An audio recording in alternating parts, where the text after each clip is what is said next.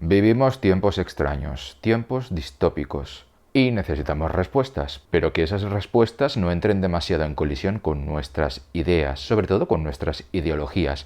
Por eso, de un tiempo a esta parte, estamos recibiendo muchos inputs de expertos, muchas opiniones, muchos datos, muchos análisis, muchas perspectivas, y ya sea por nuestro sesgo ideológico, ya sea por nuestras preferencias, o ya sea incluso porque solamente leemos determinada línea editorial, tendemos a aceptar determinadas opiniones frente a otras, las cribamos, y una vez hemos cogido estas opiniones, las repetimos, las difundimos y actuamos como cámaras de eco. Bueno, voy a quitarme esto que no puedo respirar. Son opiniones prêt-à-porter. Pero ¿cómo es posible que las opiniones de los expertos sean prêt-à-porter? ¿Cómo pueden haber tantas opiniones distintas y que colisionen unas con otras si son las opiniones de los expertos? Se supone que son opiniones fiables. Bueno, la razón para esto es doble. Primera razón, los expertos se equivocan. Y segunda razón, hay muchos temas que son muy complejos sobre los cuales no se tienen opiniones uniformes. Y a día de hoy continuamente se están barajando diferentes teorías, hipótesis, hay grandes debates que distan de estar solucionados. Así que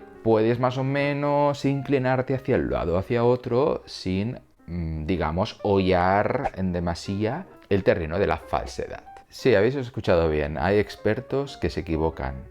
¿Acaso no son expertos? Sí, pero las cosas no son tan sencillas. O quizás soy yo que las hace complicadas, no sé. En cualquier caso, bienvenidos a esta nueva charla de Baker Café, donde vamos a explorar los límites de los expertos, que ya veréis que están bastante bajos.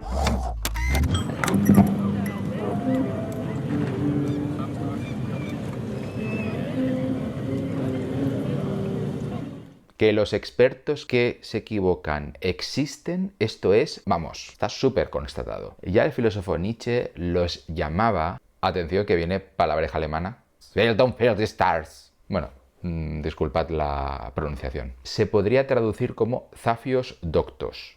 Es decir, ignorantes que se escudan en sus títulos, en sus estudios, en sus puestos de relevancia para soltar auténticas burradas. Son, digamos, académicos, pero carecen de erudición y de curiosidad y además están cegados por posiblemente ideologías, por determinada estrechura de miras. Y por supuesto, también hay muchos expertos que sencillamente han llegado a donde están por métodos no exactamente meritocráticos. ¿Sabéis lo que es el principio de Peter? Postulado por el catedrático de Ciencias de la Educación de la Universidad del Sur de California, Lawrence J. Peter, el principio de Peter o principio de incompetencia afirma que las personas que realizan bien su trabajo son promocionadas a puestos de mayor responsabilidad, a tal punto que llegan a un puesto en el que no pueden formular ni siquiera los objetivos de un trabajo y alcanzan su máximo nivel de incompetencia. Sí, parece una locura, pero ha sido experimentalmente evidenciado que muchas personas que más o menos desempeñan su trabajo de una manera más o menos solvente, en cuanto son ascendidos, empiezan a fallar clamorosamente. Un grupo de investigadores de la Universidad de Minnesota, la Universidad de Yale y el Instituto Tecnológico de Massachusetts investigaron 130 empresas estadounidenses, en las cuales los empleados que mejor desempeñaron su rol fueron ascendidos o promovidos a cargos de gerente. Y como os digo, en cuanto ascendieron, muchos de ellos empezaron a hacerlo peor. Esto pasa porque muchas personas son muy buenas haciendo determinadas cosas, pero cuando tienen que desempeñar otras distintas, no se desenvuelven con tanta soltura. Y a esto le añadimos lo que decíamos al principio. Cuando tú asciendes, no siempre lo haces por méritos propios. De hecho, hay muchísimos mecanismos de ascenso que poco o nada tienen que ver con la meritocracia. Uno puede ser, por ejemplo, por ser conformista, que es aquel que no cuestiona nada dentro de la empresa y asume el papel de mero ejecutor de lo que dicta la jerarquía. También está el deficiente latente, que son los que ascienden bien por razones de antigüedad en la compañía, bien por la fidelidad y cierta resolución en el cargo anterior. Y el mejor de todos, el más científicamente probado, el lameculos. Todo esto explica cómo es posible que haya empresas, incluso empresas grandes, incluso multinacionales, que a la que escudriñas un poco cómo funcionan por dentro, te quedas asombrado y piensas, ¿Cómo es posible que esto no se desmorone? ¿Cómo es posible que todo dependa de 3 o 4 hilos? ¿Cómo es posible que haya tanta persona incompetente en esta empresa y que no haya sido despedida de manera fulminante? Es como un gran castillo de naipes que podría desplomarse con un simple soplido. Es como si nadie estuviera al volante. Trabajadores random que solo tienen una neurona, la que les impide básicamente cagarse mientras desfilan. Esto, como digo, ha sido demostrado en multitud de ocasiones y bueno, yo he tenido la suerte o la desgracia de participar y de colaborar con empresas bastante grandes y realmente descubrir que un gran porcentaje de las personas con las que interactuaba sencillamente no entendía qué hacían allí, no entendía cómo continuaban allí desempeñando ese cargo. Si básicamente eran negadas para hacer ese cargo. Que realmente, bueno, yo no sé cómo esa empresa realmente no se desmoronaba. Una posible explicación de por qué esto no ocurre, o al menos no ocurre con tanta frecuencia como debería ocurrir, es la llamada ley de Pareto. La ley de Pareto dice que solo que el 20% de los integrantes de una organización más o menos lo hagan bien, no importa que el 80% restante lo haga francamente mal. De hecho, este suele ser más o menos el porcentaje que se suele dar en todo tipo de organizaciones, incluso empresas colaborativas a nivel global, como es Wikipedia, se ha descubierto que este porcentaje también aplica. Básicamente, algo más del 20% de las personas que editan Wikipedia lo hacen de manera solvente y profesional, y el otro 80% pues se dedica básicamente a mirar Wikipedia o a realizar actos vandálicos o a meterse en historias que nada tienen que ver con la edición. Y sin embargo, Wikipedia funciona. Vale, hasta ahora hemos visto que sí, que parece que hay muchas personas, sobre todo personas profesionales, personas expertas, personas con grandes cargos en empresas muy importantes, que son profundamente incompetentes. ¿Pero hay algún estudio que trate de dilucidar por qué se equivocan tanto? Los hay, y los hay a patadas. El más famoso de todos lo realizó Philip Tetlock. Tetlock era el miembro más joven de un comité de la Academia Nacional de Ciencias de Estados Unidos, cuando en 1884 emprendió una investigación que duró 20 años de su carrera y que consistió básicamente en investigar cuánto se equivocaban los expertos y qué características reunían los que se equivocaban más. Tetlock estudió a toda clase de expertos, profesores de universidad, periodistas, economistas, abogados, politólogos, diplomáticos. Más de la mitad de todos los expertos analizados por Tetlock eran doctores. El método de Tetlock para evaluar la calidad de las opiniones de estos expertos era pedirles que hicieran predicciones precisas y cuantificables, contestando entre unos y otros hasta un total de 27.450 preguntas. Y luego simplemente esperar a ver si se cumplían.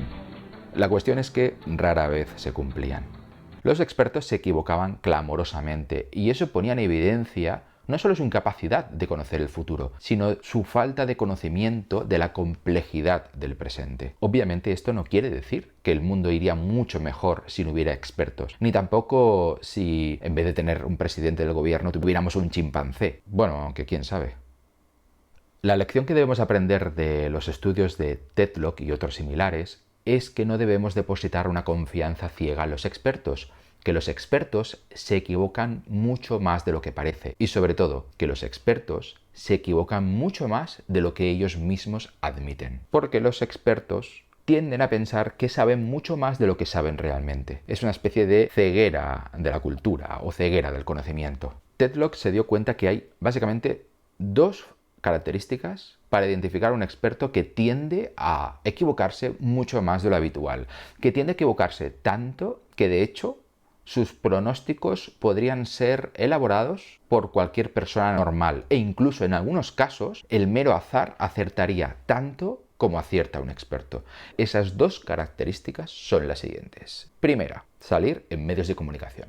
De hecho, Tetlock descubrió que cuanto más tiempo aparece en televisión un experto soltando la matraca, más tiende a equivocarse.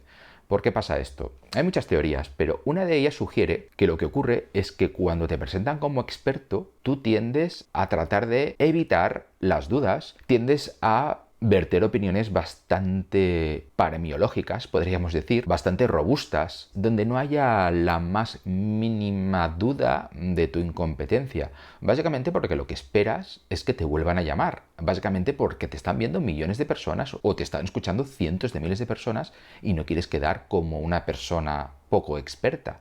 Además, los medios de comunicación suelen tender a presentar a los expertos en situaciones en las cuales tienen muy poco tiempo para desarrollar cuestiones que requieren introducir matices, tienen que además resumir cuestiones muy complejas en frases muy cortas que puedan ser entendidas por todos. Y al final todo esto va desmoronando la complejidad inherente a cualquier problema intrincado. Y además a todo el mundo le ocurre cuando es preguntado como si supiera de todo, pues uno no puede evitar sentir como si realmente supiera de todo. En cuanto eres adulado por los demás, en cuanto los focos inciden en tu rostro, en cuanto la gente te aplaude, en cuanto recibes la ovación de los grandes medios, al final eres como el emperador que va desnudo y nadie se atreve a decírtelo y tú te lo acabas creyendo, se te hincha el ego y al final el ego te imposibilita pensar con humildad y con apertura de miras. La segunda característica que define a los expertos que más se equivocan es la coherencia, que les cuesta cambiar de opinión. Popularmente, a las personas que cambian a menudo de opinión se les tilda de veletas, y eso es un mal rasgo. Sin embargo, en el ámbito de los expertos es lo peor que te puede pasar. Un experto fiable es aquel que admite sus errores y es aquel que continuamente va adaptando su opinión a los datos entrantes, a los nuevos descubrimientos, a los cambios, a las nuevas circunstancias. Sin embargo, muchos expertos, que además aparecen en medios de comunicación, tienden a evitar esto porque frente al público esto daría la sensación de que realmente ellos no son muy expertos, porque el otro día dijeron una cosa, mañana otra, y no hay nada peor para el público, para el populacho, para la plebe, que tú digas A, mañana digas B y mañana A otra vez. Entonces la gente pensará, bueno, es que tú no tienes ni idea, tú dices lo que te parece. No, tienes que mantener siempre la misma idea, pase lo que pase. Entonces la gente te adorará y pensará que eres, vamos, un mega sabio, que lo sabe todo. La prueba irrefutable de que los expertos no son fiables es la propia ciencia. La ciencia no se inventó para que existieran científicos. La ciencia se inventó para atar en corto a los científicos, para auditar sus opiniones. Los científicos son seres humanos, están llenos de sesgos, están cruzados de ideologías, tienen prejuicios, están locos, hay de todo. Algunos simplemente dicen cosas para prosperar, otras por odio, otras por envidia, por lo que fuere. Así que la ciencia es un método de criba para auditar todo aquello que vierte el científico. El científico, en un medio de comunicación, puede decir lo que quiera, pero en el momento en el que publica cualquier cosa en un medio revisado por pares, en primer lugar, ese estudio o esa afirmación va a ser revisada por pares. Y en segundo lugar, ese estudio va a ser leído por miles de colegas en muchos países del mundo que se van a dedicar en cuerpo y alma a encontrar errores.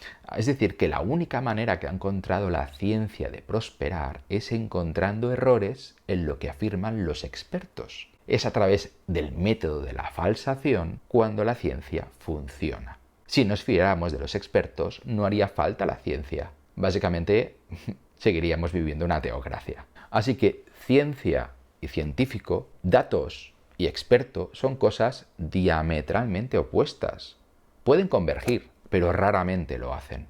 La única manera de estar seguros de que una cosa se acerca a lo cierto es que haya superado una serie de protocolos, una serie de cribas, una serie de exigencias. Por eso existen personajes como Brian Josephson, un físico teórico y profesor del Trinity College de Cambridge hasta 2007, que en 1973 recibió el Premio Nobel de Física por la predicción de un efecto de mecánica cuántica, el efecto túnel. Pero en la misma década de 1970, Josephson también se ocupó de estudiar la meditación trascendental. Sí, esa magufería. Y manifestó además su apoyo a la existencia de la memoria del agua. Sí, otra magufería, que es lo único en lo que se puede sustentar la ya pseudociencia de la homeopatía. Más ejemplos. Linus Pauling, Nobel de Química de 1954 y de la Paz en 1962, empezó a proclamar al final de sus días que una sobredosis de vitaminas puede hacerte vivir más tiempo.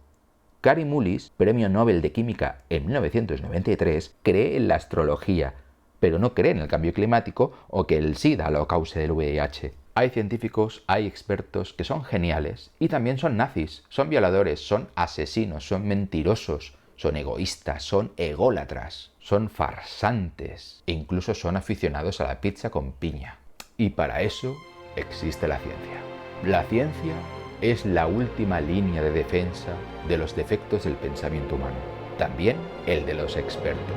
La ciencia es nuestra mejor arma para combatir la fe, el dogma, la revelación, la autoridad, el carisma, el misticismo, la adivinación, las visiones, las corazonadas o la ideología política que apoyas con el fervor de un creyente.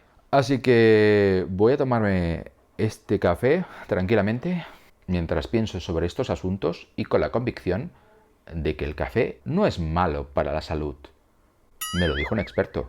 No es broma, lo he leído en varios estudios y metaanálisis. Ahora mascarilla sí que es útil, mascarilla no, que ya no es útil, que ahora el virus se propaga en los sitios cerrados y no en abierto, que ahora sí que se propaga por todos los lados. ¿Cambiar de opinión?